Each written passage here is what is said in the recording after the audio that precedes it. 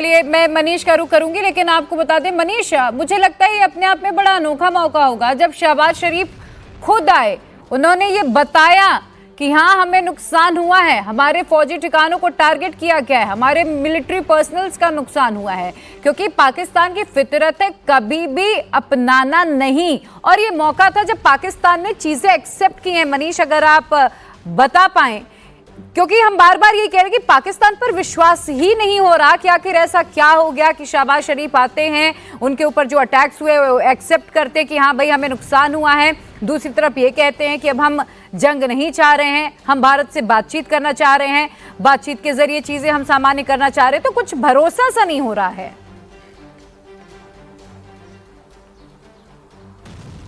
देखिए, भरोसा पाकिस्तान पे करना नेक्स्ट टू इम्पॉसिबल है। उसकी वजह है उसकी फितरत और साथ में उसकी जो आतंकी फ़ौज है, जो कि जब सीज़ फायर हुआ भारत और पाकिस्तान के बीच, उसके बावजूद भी सीज़ फायर वायलेशन करते हुए उसने फायरिंग की, स्मॉल आर्म्स फायरिंग लगातार की जा रही थी।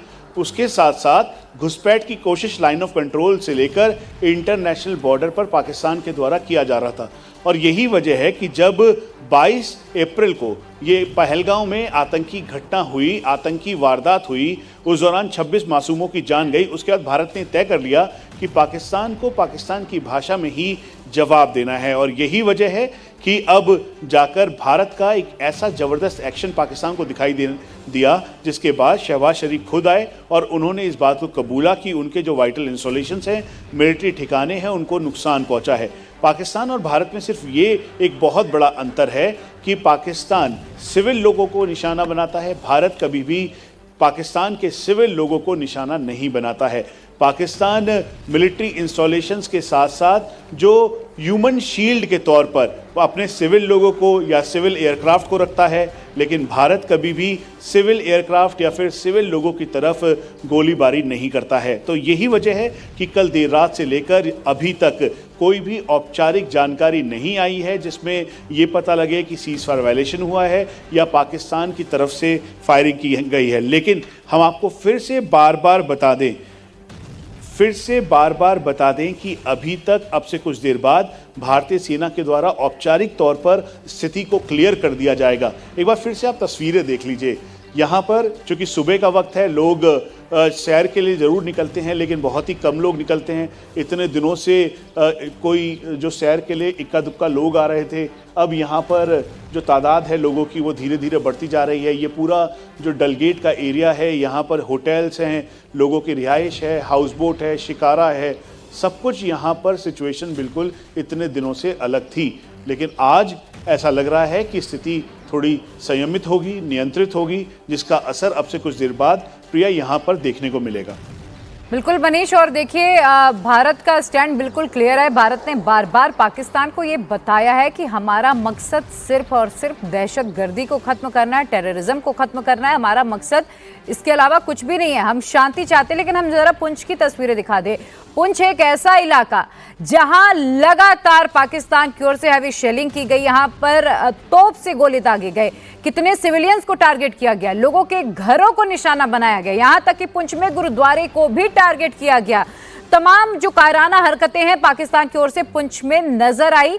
लेकिन फिर से मैं आपको याद दिला दूं, जो दर्शक हमारे साथ अभी अभी जुड़े हैं उनके लिए ये जान लेना जरूरी है कि विक्रम मिस्त्री, हमारे फॉरेन सेक्रेटरी, जब पाकिस्तान ने सीज फायर का वायलेशन किया, सामने आया और सख्त लहजे में चेतावनी दी कि पाकिस्तान ने सीज फायर वायलेशन किया है और अगर वो इसे नहीं बनाए रखता है तो फिर उसे इसका खामियाजा भुगतना पड़ेगा। हमारी सेनाओं को फ्री हैंड है, वो चाहे जैसा जवाबी एक्शन कर सकती है। और उसी के बाद का असर ऐसा हुआ कि अचानक से रात में शांति छा गई, किसी भी बॉर्डर में किसी तरीके की गोलीबारी की खबर नहीं आई। और जैसे कि मनीष भी बता रहे हैं, शायद ये 22 अप्रैल के बाद पहला ऐसा मौका होगा जब पुंछ में शांति हुई हो, क्योंकि पुंछ बहुत ज्यादा, पुंछ हो गया, राजौरी हो गया, पुलवामा, सांबा, ये तमाम वो इलाके हैं जहां पर पाकिस्तान लगातार हैवी शेलिंग कर रहा था, यहां पर लगातार फायरिंग कर रहा था। लेकिन फिलहाल कल रात से इन इलाकों में भी अचानक से शांति है। मनीष, मैं फिर से वही कहूंगी कि आप कह रहे हैं एक अनसेट सी शांति है, और खासतौर पर पुंछ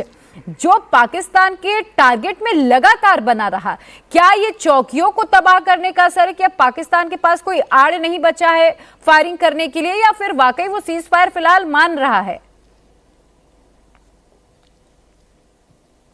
अच्छा प्रिया, जो दर्शक अभी जुड़े हैं उनके लिए हम एक बार फिर से पूरी स्थिति क्लियर कर दें। भारतीय सेना के द्वारा अब से कुछ देर बाद औपचारिक तौर पर यह बताया जाएगा कि जो लाइन ऑफ कंट्रोल से लेकर इंटरनेशनल बॉर्डर यानी जम्मू कश्मीर, पंजाब, राजस्थान, गुजरात की स्थिति क्या है। क्या पाकिस्तान के ड्रोन रात में फॉरेन सेक्रेटरी के कहने के बाद जो सीधा चेतावनी थी शहबाज शरीफ के सामने आकर ये कबूलनामे के बाद कि भारत ने उनके मिलिट्री ठिकानों को पूरी तरह से नुकसान पहुंचाया है, जो गोले दागे हैं, उसके बाद की स्थिति अभी तक क्या है? तो हम आपको बता दें कि जहां पर हम मौजूद हैं, कश्मीर का रीजन है। 324 किलोमीटर का यहाँ पर लाइन ऑफ कंट्रोल कश्मीर में है, जो कि गुरेज से लेकर उरी तक है। गुरेज सबसे टॉप पर पड़ता है, उसके बाद तंगधार, लीपा का इलाका, कुपवाड़ा सेक्टर, बारामूला सेक्टर और उरी सेक्टर।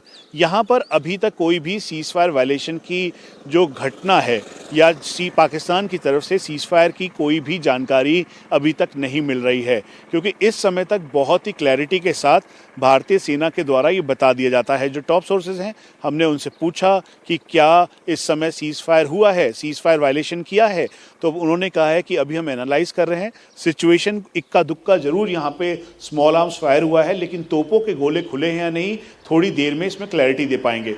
दूसरा एरिया यानी जम्मू का इलाका, जम्मू दो तरीके से बड़ा इंपॉर्टेंट है, क्योंकि यहाँ पर लाइन ऑफ कंट्रोल भी है और इंटरनेशनल बॉर्डर भी है।